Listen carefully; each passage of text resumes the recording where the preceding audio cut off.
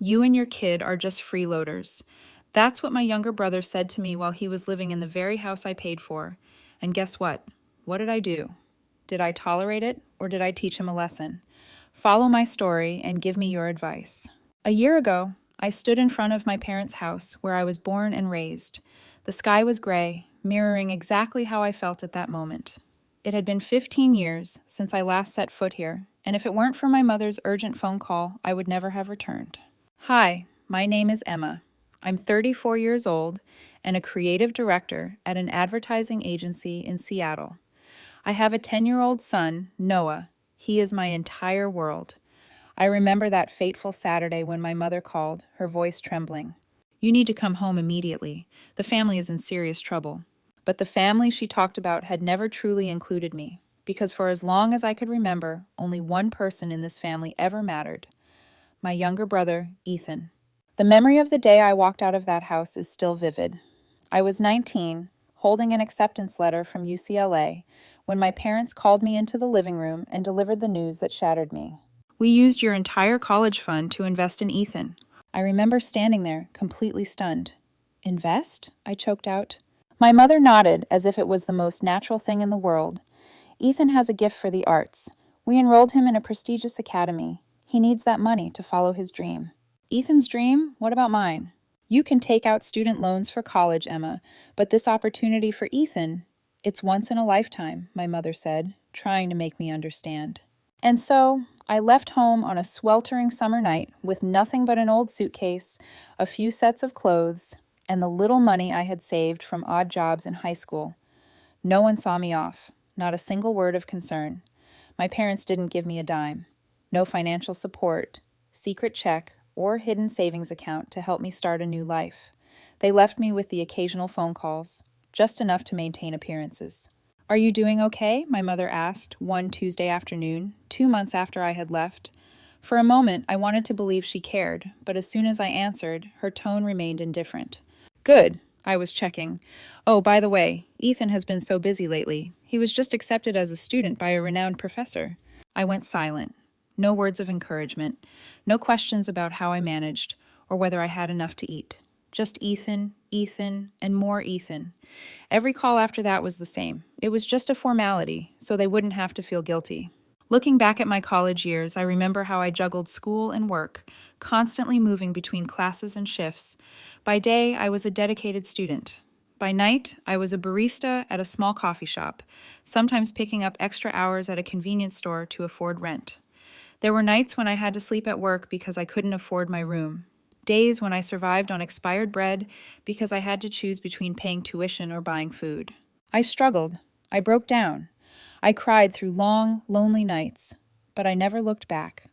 Every time exhaustion made me want to give up, I remembered my parents' indifferent faces when they told me my dreams didn't matter as much as Ethan's. That became my motivation to keep going. After 4 years of balancing school and work, I graduated with honors and was fortunate to land a stable job at a major advertising firm in Seattle.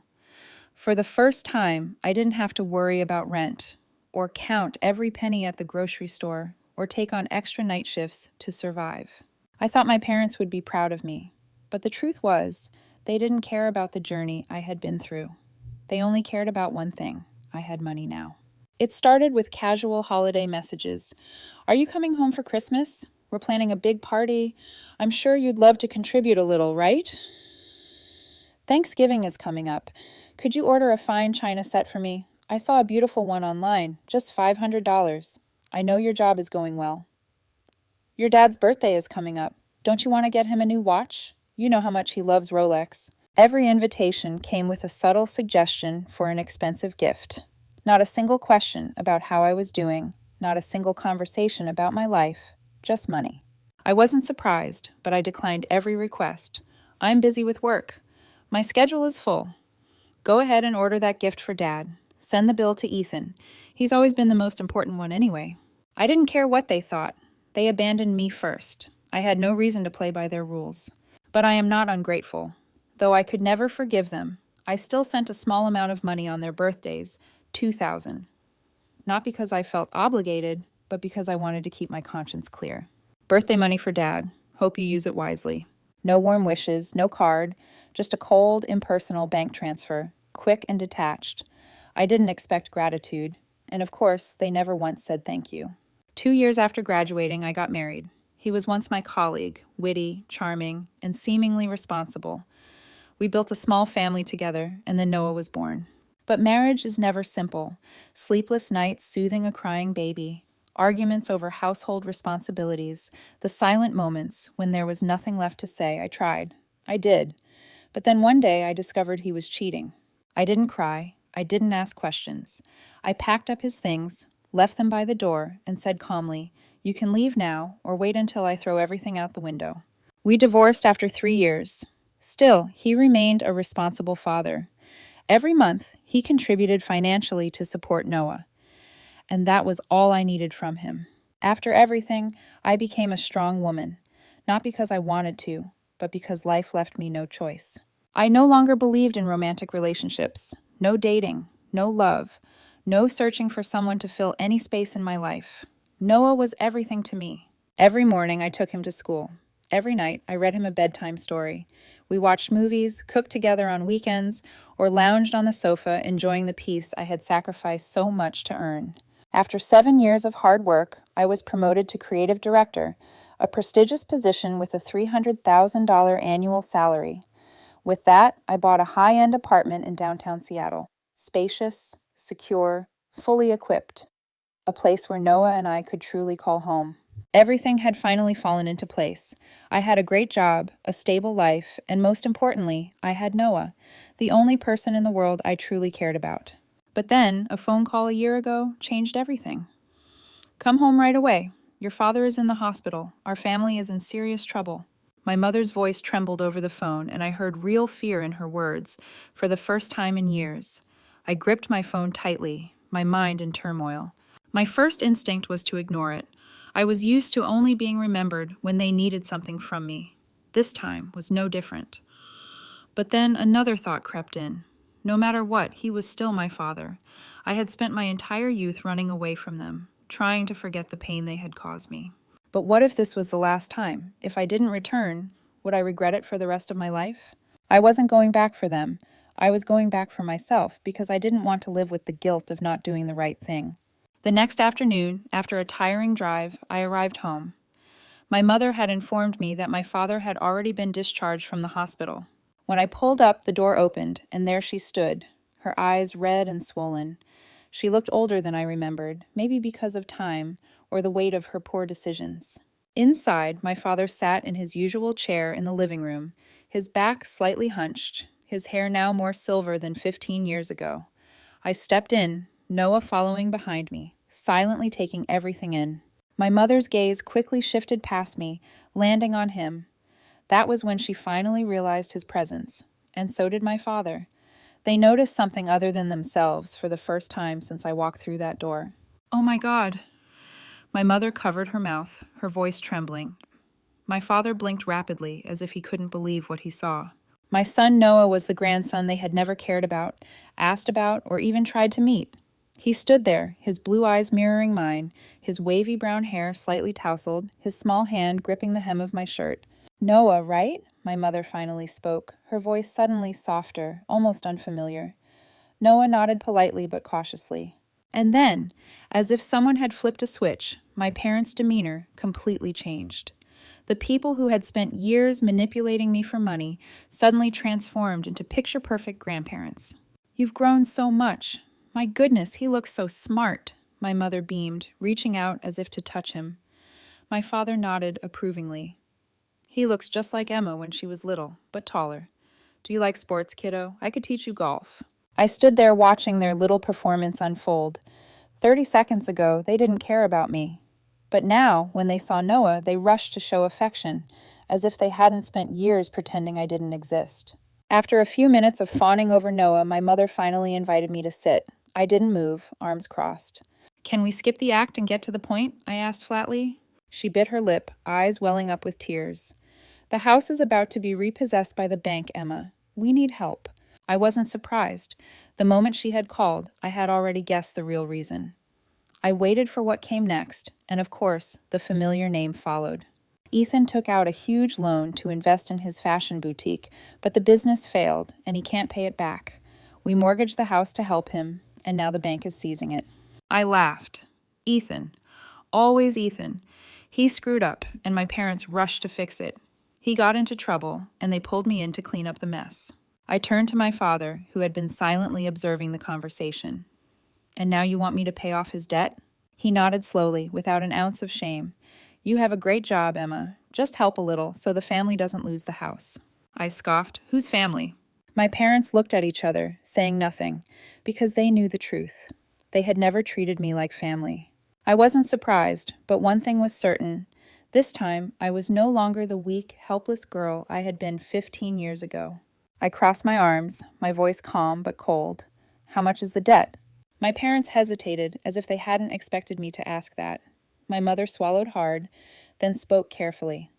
Around $250,000. But if we can pay $150,000 up front, the bank might extend the deadline. I laughed in disbelief. $150,000? Do you seriously think I will pull out that kind of money to save this house? My father sighed. Emma, $150,000 isn't that much for you. I clenched my fists, trying to contain my anger. But before I could respond, the door suddenly swung open. Ethan walked in. He raised an eyebrow when he saw me, his expression dripping with mockery. Oh, you showed up here to play the hero? I exhaled sharply. No, I saw how often they've willingly sacrificed me for you. Ethan scoffed, folding his arms, his voice sharp as a blade. You always love playing the victim, don't you? I stared at him, feeling a slow-burning fury rise inside me. Ethan, the spoiled little brother who had never known hardship and always treated everything as if it were owed to him. My parents had stolen my future to give him everything, and now here he was, without a shred of remorse, without a hint of gratitude. He was waiting for me to sacrifice myself for him again, but this time I wouldn't. I took a deep breath, looked straight at my parents and Ethan, and spoke clearly, emphasizing every word. I need time to think. I'll give you my answer in 3 days. My mother sighed in relief, as if she had temporarily lifted a burden off her shoulders. My father nodded, his expression calm, but his eyes betrayed his anticipation. On the other hand, Ethan rolled his eyes, crossing his arms with a smirk. Still putting on a show, huh? We all know you'll come back with your wallet wide open. I didn't react. There was no need to. Without another word, I took Noah's hand and left a room filled with expectations and calculations. On the drive back, Noah spoke first, his voice filled with concern. Mom, are you okay? I gave him a reassuring smile, gently squeezing his tiny hand. I'm okay, Noah. It's just, there are some things I need to think through carefully. Noah nodded, not pressing further, but I knew he could feel the tension in me. When I got home, I pulled up my phone and called Daniel, a close friend from college who was now a real estate attorney. As soon as he picked up, I skipped the pleasantries and got straight to the point. Daniel, I need your advice. My parents are about to lose their house, and of course they expect me to bail them out. Daniel let out a short, amused laugh, his voice laced with sarcasm. So after all these years, they suddenly remember you exist? I sighed, exhaustion creeping into my tone. Exactly. And the most ridiculous part is, they act like my help is a given. Daniel was quiet for a few seconds before asking bluntly, Emma, are you seriously considering helping them? I bit my lip, thinking for a moment before answering honestly. I don't want to help Ethan, but I can't completely turn my back on my parents. No matter what, they're still the people who gave me life. Daniel sighed, his voice dropping slightly. I have a suggestion, if you want to help them while keeping things fair. I narrowed my eyes, wary. Go on. Daniel spoke slowly and deliberately. You can buy the house outright and put it in your name. Let them live there, but not for free. Set a clear agreement. If they repay the $250,000 in full, the house returns to them. If not, it stays yours. I leaned back in my chair, mulling it over. This solution wouldn't just give my parents a place to stay and force them to take responsibility for their choices. More importantly, it would ensure that Ethan would never get another chance to drag me down again. Finally, I took a deep breath and said firmly, I like this plan. Daniel chuckled through the phone. You've always been the rational one, Emma. All right, I'll handle the paperwork. I hung up and stared out the window. In 3 days, I would return to that house, but this time, things would be on my terms. 3 days later, I returned to my childhood home, this time with Daniel, my attorney. I didn't come empty-handed. I came with a contract that would bind everything legally. When my parents opened the door, their faces were filled with worry and anticipation. I could tell they had convinced themselves that I would offer a reasonable solution, meaning a large sum of money with no strings attached. They were wrong. Daniel and I stepped inside and took a seat. Wasting no time, I placed the contract on the table and spoke clearly, enunciating every word. I will buy this house and hold legal ownership. You can continue living here, but only as tenants. To regain ownership, you must pay back $250,000 within 5 years.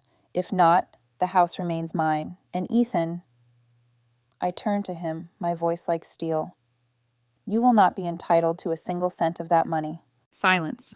My parents were stunned, as if they couldn't believe what they had just heard. My mother immediately burst into tears, her voice breaking. Emma, how could you do this to your parents? My father stayed quiet, likely trying to assess the situation. But Ethan, he didn't even try to contain his outrage.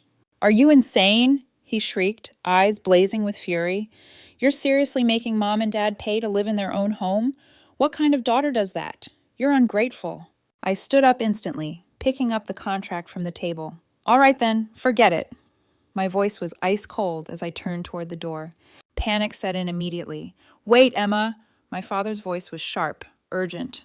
I paused, glancing back at him with a silent challenge in my eyes. My mother wiped her tears and quickly nodded. We accept your terms. I smirked internally. I knew they would. Daniel quickly finalized the paperwork, and 2 weeks later, the house was legally mine. My parents gradually accepted reality. They stopped trying to renegotiate the terms, probably realizing I wouldn't change my mind. But Ethan, he refused to accept it. I knew he wouldn't let go quickly, but I hadn't expected him to stoop this low. The war began 2 days later. It was a Sunday. I was at home with Noah when my phone buzzed. Emma, have you seen Facebook yet? A message from a coworker. Are you okay? Everyone's talking about you. A text from an old friend. I frowned and immediately opened Facebook. The first thing I saw was Ethan's latest post along with an old picture of me and Noah. Ethan Thompson. It's heartbreaking to have a sister with no shame, a single mother abandoned by her husband, now exploiting her parents for profit. She makes so much money but still forces our elderly parents to pay rent. Not surprising, really. She's always been a leech.